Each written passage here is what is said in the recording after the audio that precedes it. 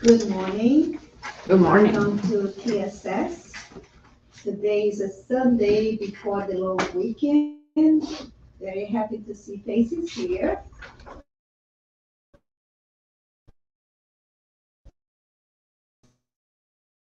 And for Happy Life, Angivaldo and Joana Dianches. And welcome the people that are watching us on the internet too. Examine your conscience whenever possible and as often as possible. Many complaints will disappear if the complainer analyzes his own behavior better. We always see the problem in other person and the errors stamped on the other person's face. Normally, when someone creates problems and obstacles, he is reacting to your conduct, to the way you express yourself, or the way you acted. Have the courage to examine yourself more severely, recalling attitudes and words. As you discover errors, hurry to correct them and find the person that you hurt and make it up to him. Do not persevere in your mistakes, whenever, whatever the justification is. So let's close our eyes and open our hearts and our minds to the learnings that we'll have today. May these words open our conscience to our own learnings and how we deal with them. Make us see your light, Jesus, every and each day with more brightness, with more conscious awareness. Give us your peace, give us your love, give us your harmony, and so be it. So we're happy to welcome Joe. He will be talking to us about the suffering. So how do we grow and how do we learn through suffering? Okay, Joe?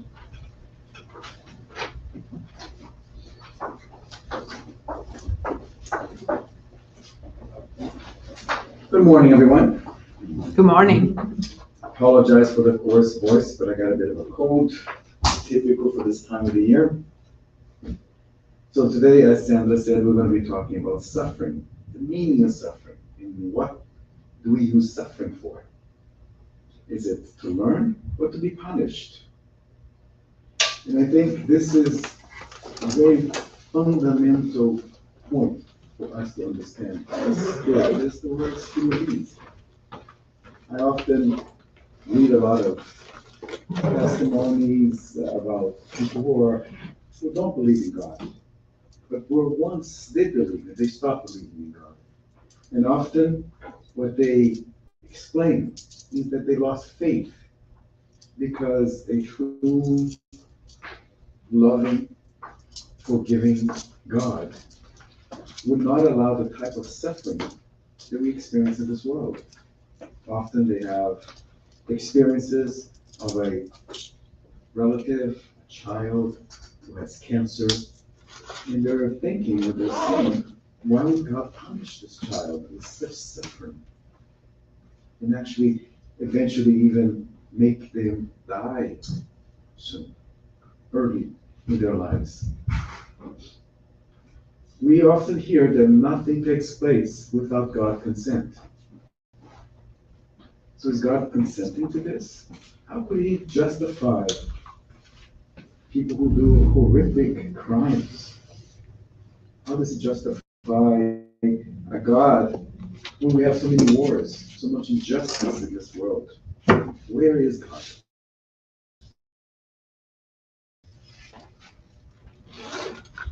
We have to put forth that these are valid questions, right? If you want to have a belief in this loving God, is he not loving us anymore? He stopped. Well, I think we first have to go back much sooner than this and start thinking why did God create the universe in the first place? Why did he create us? What's his master plan? And unfortunately, this is one of the big mysteries that we don't know. What made God create everything? Was he bored? Did he wanted company? We don't know. We don't know what made God tick. He's not like us. He's not human. He's not a spirit. He's got bigger, more complex reasons for the things he does. But he did create us. And now that we know that we're here, that we've been created, the best we can try to understand is what's his purpose for us. What is he prepared? What has he put us into this universe, into these laws that he created, the laws of nature or the divine laws? In what does these laws lead us to understand why we're here? We know that he created spirits, and the spirits are simple and ignorant when they're first created. Why did he do that? We don't know. That's how he wanted things to be. And he gave a universe that would allow these spirits to evolve. It's like a farmer putting seeds and then having later on be able to harvest the benefits of their seeds. So our spirits are like seeds. It has the full potential of what we will be, but when it's first created, it doesn't. It's very simple. So what were the things that God made available to us in order to allow this seed, us, to grow?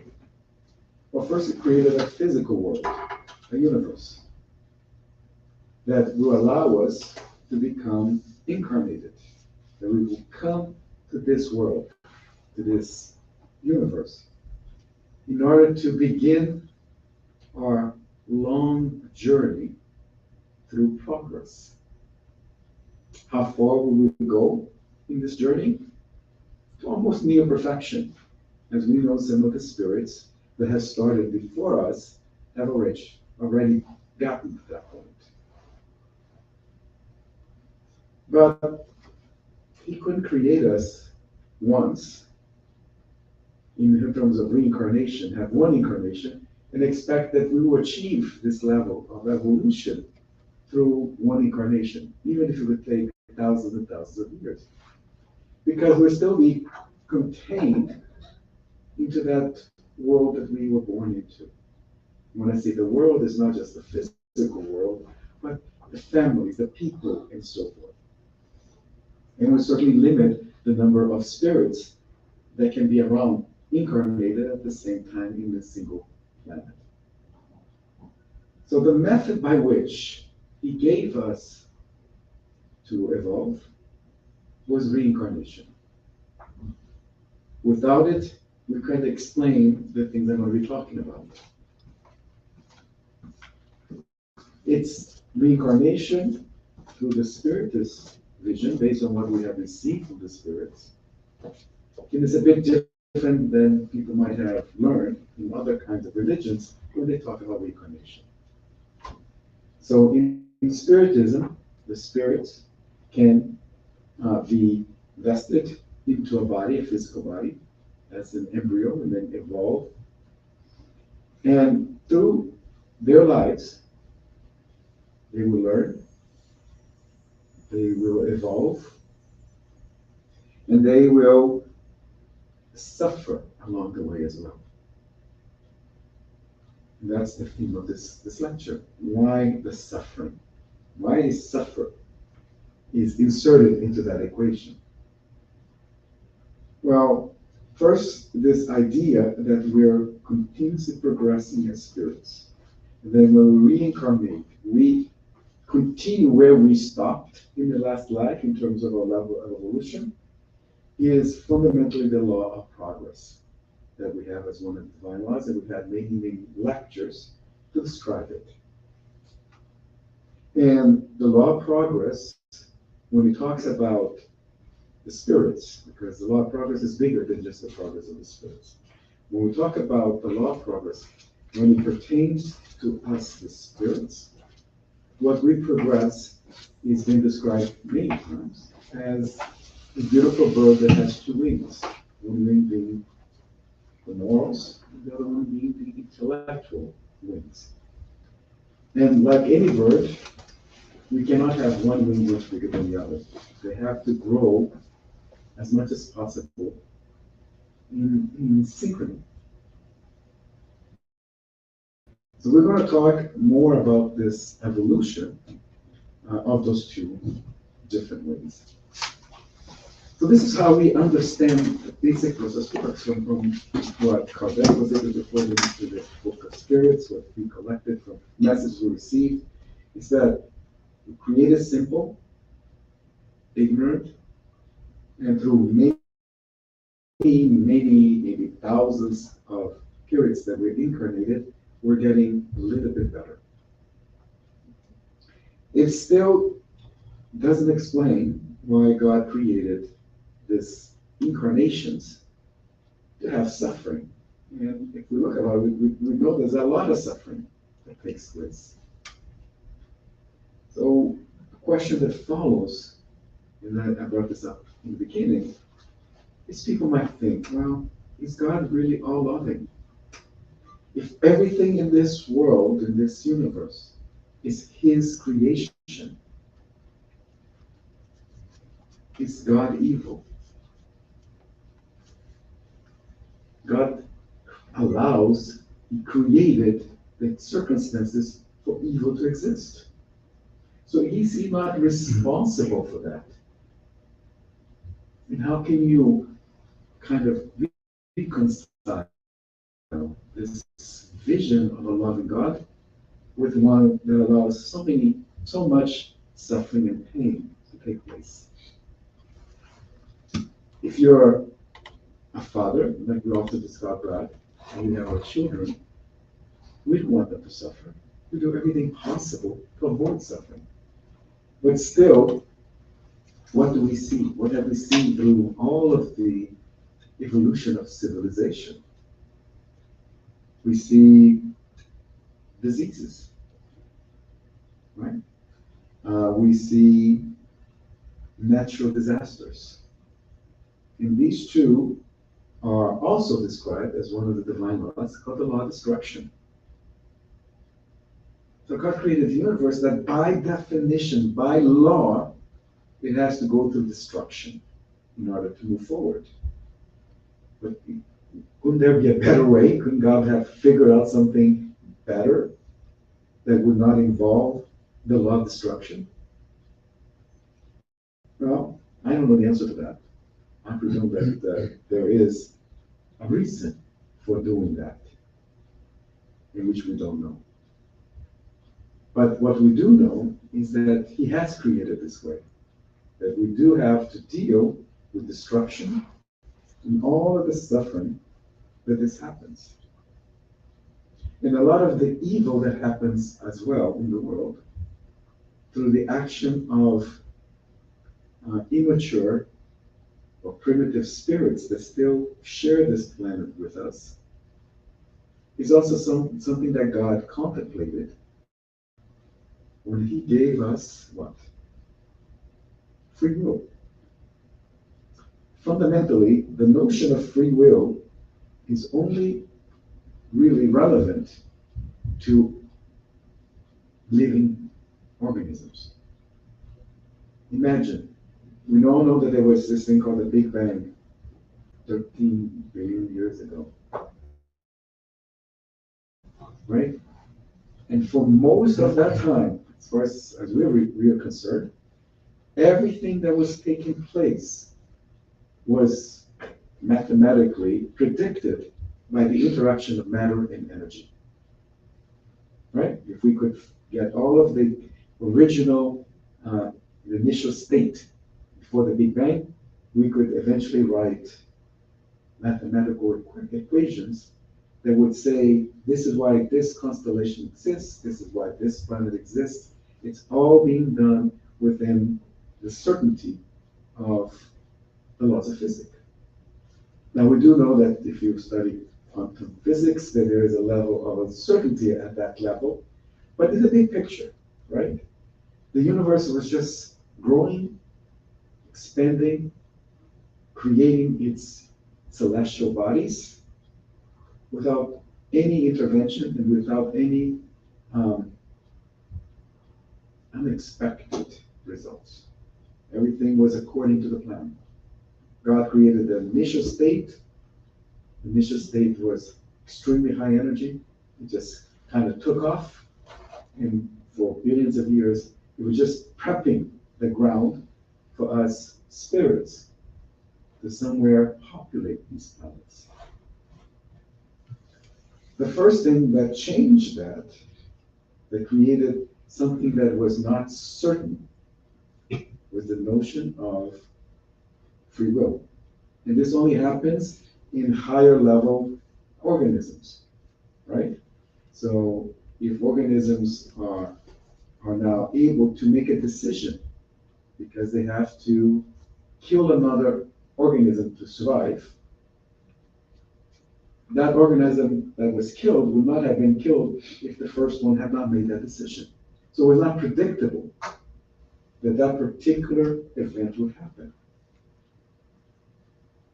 This continued to become more and more prevalent as more and more advanced organisms came about. For most of the time, still in that evolution of our, especially now talking about our planet Earth, these decisions were based purely on animal instinct. There was nothing to be judged. An animal was in fear, kills another animal, no judgment there. He was hungry, ate another one, no judgment there. Everybody was trying to survive, right? So this is the law of survival was kicking in from that point on. But they did have free will. They might not have a lot of intelligence, but they had instinct. They were able to know what they needed to do to survive, right? And then we see the first examples or the first cases where knowledge is being transferred from one generation to another. So before we had organisms, there was no knowledge. There was information in terms of the universe itself, but there was no knowledge. Nothing was being passed on. A planet does not pass on to another planet what they learned about its evolution. Now, animals, they were catering for their young. And they were teaching them how to hunt, where to look for food, how to survive, how to protect themselves. And this is a fundamental change in the history of our universe. And then came along humans. At one point, the evolution of animals, we see that there are the conditions now for our spirits to incarnate into a body that has been prepared for us. That's how we see it from the point of view of our history of Earth and how we evolved. But also realize that there was another set of agents that could impact the construction of the universe, which were the advanced spirits. So the advanced spirits, even though they're not incarnated, they have obviously at that point had much free will. And they were helping craft this planet to make it ideal for our incarnation. So now in terms of terraforming, it's not just God who has made the conditions, but now we see spirits for the first time helping shape it and polish it for our ability. But again, these were very high spirits. So what they were doing had a very clear set of expectations and objectives of what they were trying to achieve. So now they made everything ready for us. We have an animal evolved through the evolution to the point that we can start getting spirits. These spirits are now incarnated into these animals or these bodies, but they are the most primitive and ignorant of us. So they have to go through a number of evolutions, mostly through survival. Their lifespan was very small. There's a lot of harsh conditions for them. And over time, they started to evolve. But they were only really evolving for many, many of these incarnations on one wing, which was the intelligence. Before they could actually start to understand what morality is, they had to get to a point where they're not in survival mode, but they're in building mode. They're building society. Once we get to this point, then our free will becomes very much challenged in terms of our moral decisions.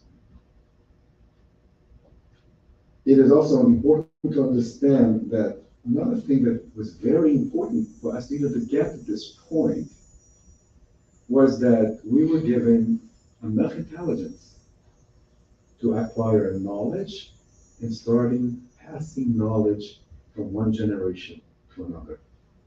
Just like the animals were doing, we were also doing that. But now, because our intelligence was accelerating very fast, this knowledge became a lot more sophisticated. We then began to create societies, groups, beyond just a single family, larger and larger societies. Groups of humans that were learning to live together, not eat each other, not attack each other all the time, but certain groups. And then over time, over generations, they were learning to do things better. Whether they started with hunters and gatherers to know when to migrate, when to look for better food because the season has changed. Whether later on, when we start learning agriculture, hundreds and hundreds of years later, how to take care of our crops. And how to create a structure of society where we start to divide the responsibilities, the benefits of that society. So this ability to pass knowledge, especially initially the intelligence, was a key factor for us to continue evolving. But even then, there was suffering. There was a lot of physical suffering happening at that time. As we struggled in hostile environments, with other predators, with even when we have the ice ages. Remember, we already existed as human beings during the ice age, and we had to adapt. We had to move. We had to go south or go closer to the equator. We had to learn how to clothe ourselves better. So all of these things that were being given to us, these challenges that created suffering, was the first example of how the providence was making us learn new skills. How to create shelter, how to create clothing, how to protect from storms and so forth. Along the way, thousands and thousands died. I just saw a recent paper saying that there was at one point in time in our evolution that 98% of human beings died. 2% survived, and this 2% kept going. So we were growing, then there was a big challenge, then we learned to adapt, and then we continue to grow. So this is the first example when this suffering, mostly caused by external natural sources, were forcing us to evolve, to learn. The competition for resources also introduced the first conflicts, the first wars, right? And at the time, it was purely for survival purpose.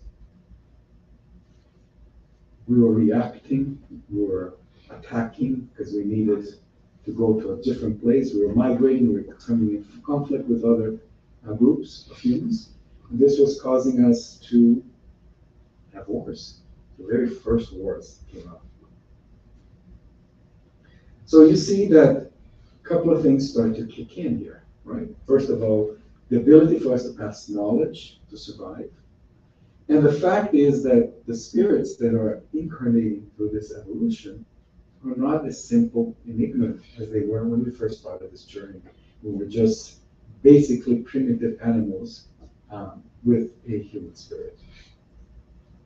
So reincarnation is what allows our spirit to continue to learn along the way.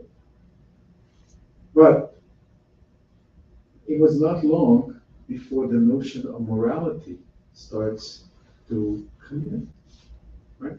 We have a lot of instincts around morality, be it in terms of protecting our children, right? This is the law of reproduction. That we have to protect them for them to continue to have human beings in this planet that will allow us to reincarnate. But the more we got bigger and bigger as society, as small villages to small towns, to bigger towns, and to where we are today, the higher the number of us living in close proximity that needed to live in some level of a civilized manner required us to develop the notion of morality. But that still isn't an easy task. Because where do we get those rules? We can talk about simple concepts of morality, right? Shall not take away something from another person. Well, in the early days, when I say early days, many centuries ago, thousands of years, it was understood if I'm stronger than you, then I can take whatever I want. Because there's no way for you to prevent me from doing this. So it was the law of the strongest. That reached a point where it's not sustainable, right? Because even if you have this notion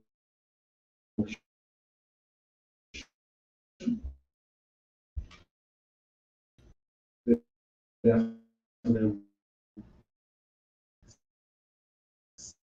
suffer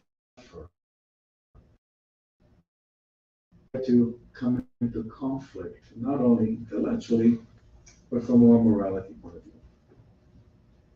What does this have to do, this story have to do at all with suffering as a means of learning, right?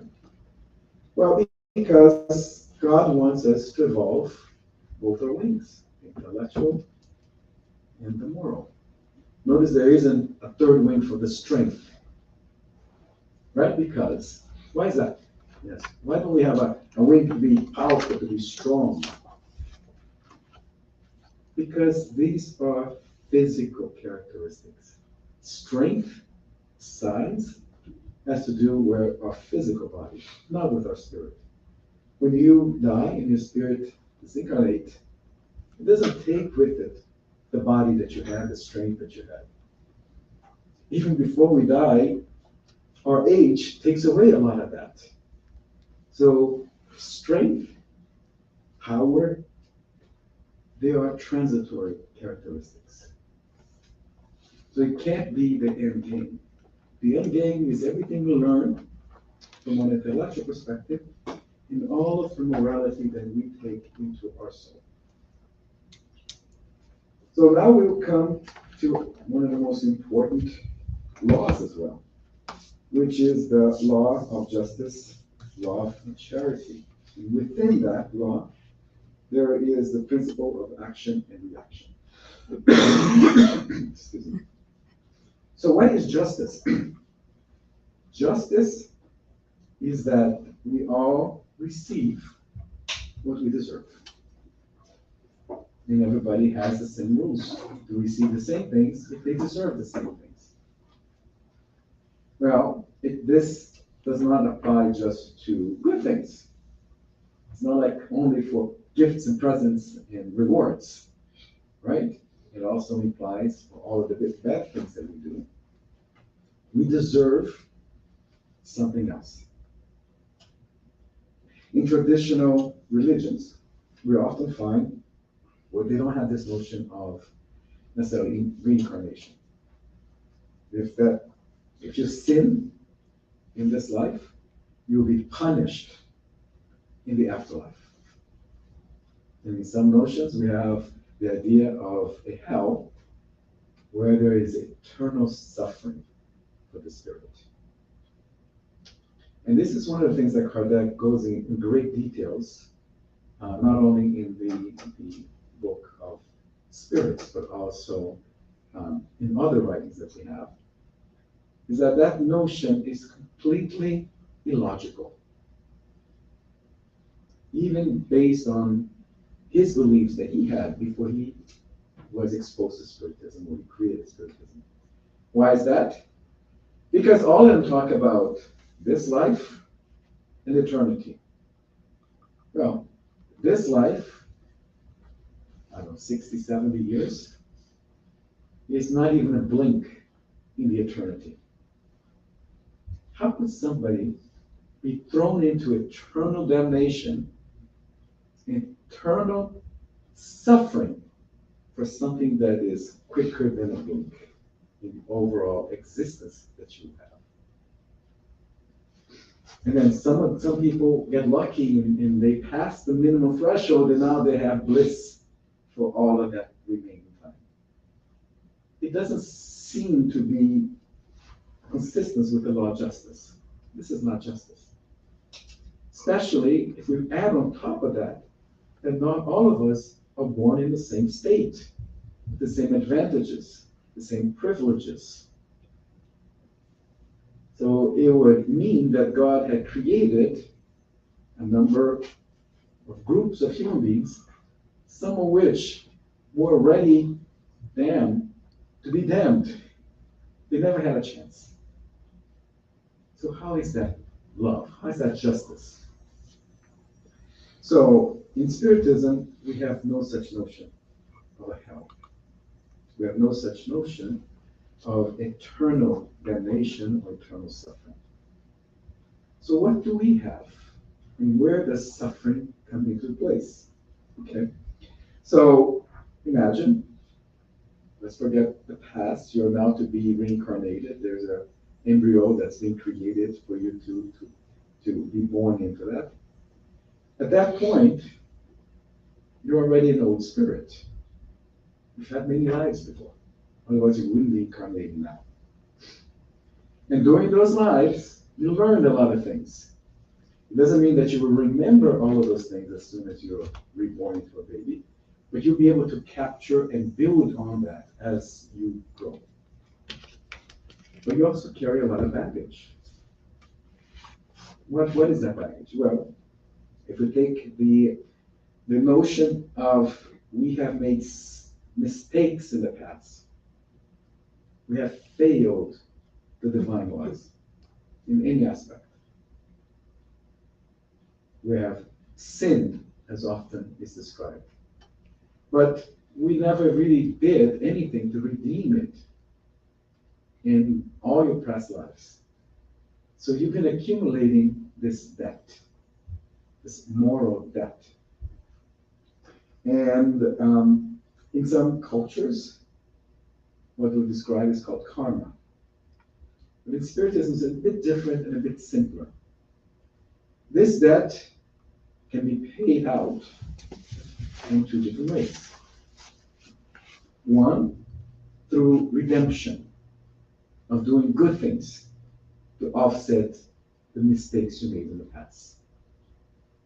It's not a one-to-one, right? So just because I killed somebody in the past life and it says, I'm not going to kill anybody in this life, that's not good enough. There's a more complex equation to balance this out. So being good and helping others avoid the mistakes that you made is a way to redeem that. But the other way is you have to learn not to do that again. And this is where suffering comes in. The suffering is not a punishment, but it is a reaction to your actions. It's a consequence. It would be the same regardless of who you are. There's no judgment of you being better or unequal to somebody else. So it is fundamental to understand that as we have now in this life, and we have a number of sufferings that we experience throughout our existence here, that you're not being punished by God. So the child who has a disease is not being punished. God is not saying this was a bad child and they have to be punished. We can't think this way. There's two ways we can think about it. The Spirit wanted to suffer in some ways to start redeeming some of their past mistakes. Or, this is a real interesting twist, they come in as a sacrifice in that life. They will sacrifice their life to educate or to allow other people to evolve with his tragedy. So maybe the purpose of suffering is not on the child or the baby, but on the parents, grandparents, relatives, doctors, could be anybody. And this is a very noble reason for that spirit to be incarnated.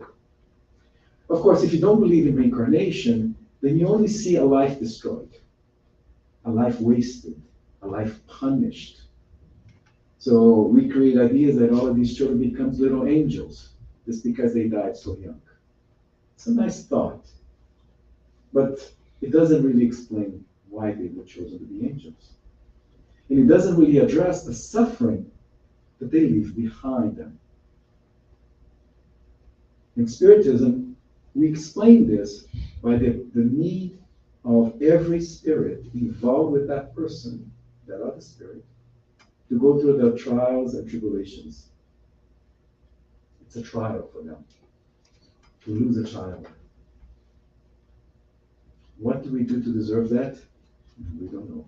My wife and I, we lost a baby. So we suffered, right? Then we were blessed with 2 healthy children. What did we do to deserve that pain? I don't know, right? Have we zeroed our debt? Not even close, right? Because we carry a lot of debt. But that's how this mechanism works. If we start to understand that little life, or it could be an adult, and I'm just using this as an example, whatever was that loss that I had, especially if it involves the death of another person, that person doesn't cease to exist forever, or they don't go to a place and we don't know what they're going to be. They will continue their evolution. They continue to learn.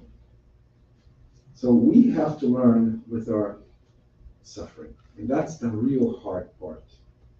We have to learn without becoming hateful of God, without losing faith in God. Because, again, we are not being punished. God is not punishing us.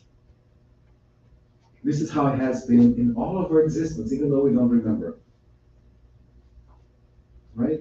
And this is one way that God is so merciful on us, is that he doesn't allow us to remember how bad we really were, how evil actions we took throughout the many reincarnations we had before.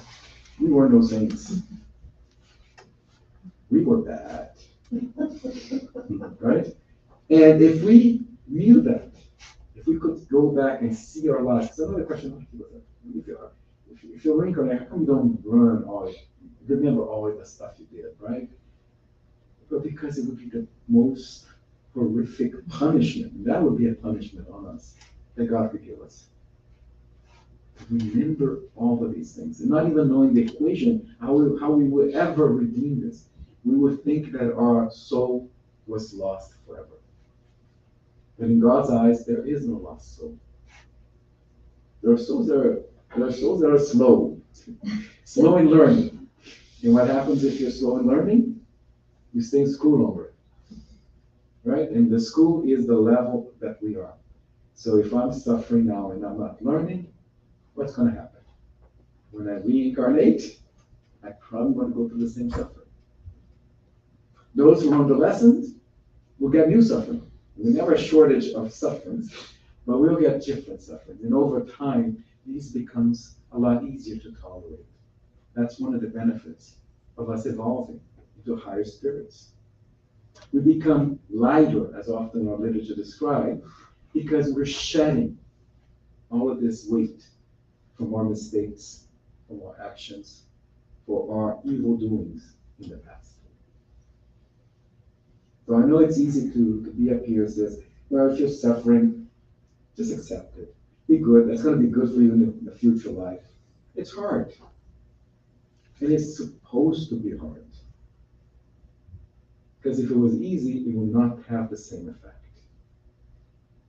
But above all, like I said, don't think you're being punished. There is no judgment there. It's a natural reaction for things your spirit might have done before. And yes, you may not know the reason. The suffering may not stop until you discarnate. Right? But have faith. Have faith that this is the path that we're supposed to be in. That all we can do is continue to educate ourselves on the intellectual, the philosophical, the religious side. Let's strive to learn the lessons. Lessons of being charitable, which is the same law. The lessons of being helpful, good. Because one of the things that we also know is that we all progress individually, but we're limited to how much we can progress as long as everybody else around us is not coming with us. So the only way that we can progress is by helping everyone around us to get better as well. By comforting them in their suffering without trying to negate it and say, you shouldn't be suffering, this is not bad, whatever. Somebody else is suffering more. That's not what we need to do. The comforting is, we're here. You will survive this. It's painful. But don't lose your faith. Don't lose your faith in God. Don't lose your faith in yourself, in your spirit. Your spirit knows more than you're realizing at this point. And don't lose faith in those around you, because they will be there to help you as much as they can. I know it's a lot, but I hope this has been helpful. Thank you. Thank you. So, well, now we open. They were suffering with my lecture, so now we can move on to the next phase. We're going to be open for questions or comments. Concerns? Concerns? No questions? I'll explain about talk about redeem in this life. How to explain that like it's possible? You have to wait for the next one. No. I mean, we're doing this every day, whether we realize it or not, because we make a lot of sins without even realizing. We can be rude to somebody. We can be harmful to somebody, whether it is because of a professional dispute, relationships, and so forth. We hurt people all the time, right? But we also do things to help people, to make them feel better, to comfort them, to protect them, to help them when they don't have money to pay the rent, right? So there's a lot of good acts that we do that they're all counting. Like I said, there's not a one-to-one relationship. Just because you hurt a partner emotionally doesn't mean that the only way to redeem this is by being harmed emotionally as well. Even though most likely we all will be at one point. But there's many ways that all your good deeds, your charitable deeds, and remember, the definition that we use for charity is love in action. So all of the acts that you perform in a charitable way are helping you redeem. How much you need to be charitable, I don't know.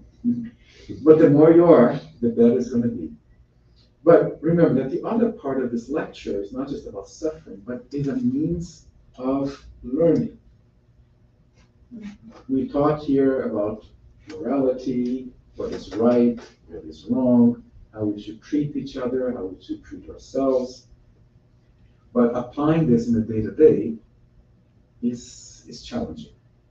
What I mean, applying in every act you do you measure if this is the correct moral way to proceed? Mhm. And remember that we all have in our conscience all the moral laws that God gave us. And whenever we do something that we know and we feel that is not right, our conscience gets heavy of guilt, right?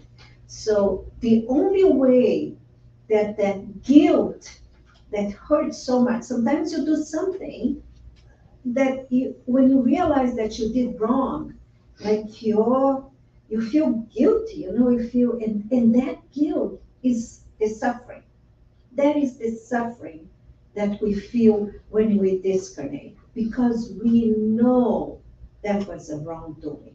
That wasn't the right thing to do. I hurt somebody and I didn't even know because I was ignorant. So God is not going to punish us because we were ignorant. But once we know, and once we still do it, the wrongdoing, then we feel the guilt.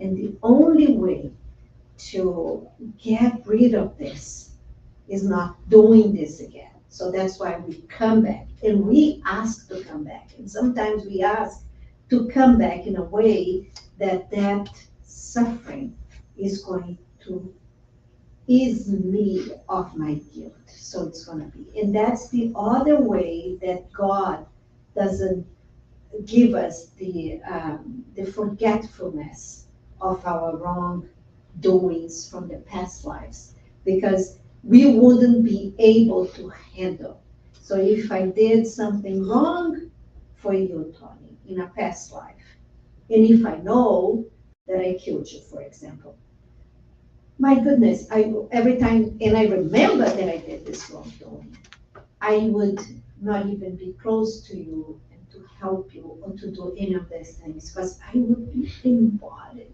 of this guilt, and I would do things to help you to get rid of my guilt. But if I don't know, and when I see you, I want to really do this, because that is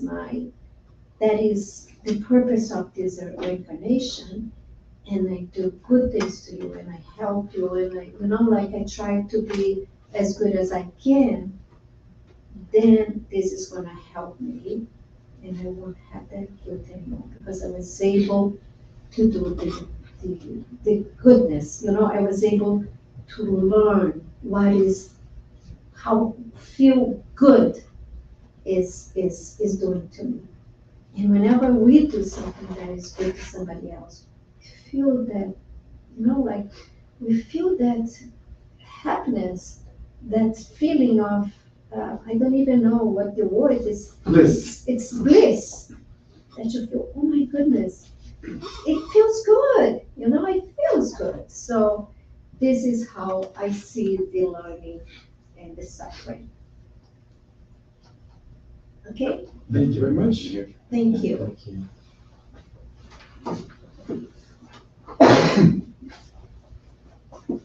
Thank you so much for being here and helping us in a way that we all help each other. So now let's close Isn't our there- eyes. No. Just say goodbye to the people on the Oh, yeah. internet. And we still have the passes. Okay, so before we Prepare for the finish passes. and do we just wanna say thank you to the people that are watching us through the internet. Thank you, Joe, and thank you for everybody who came here today in person.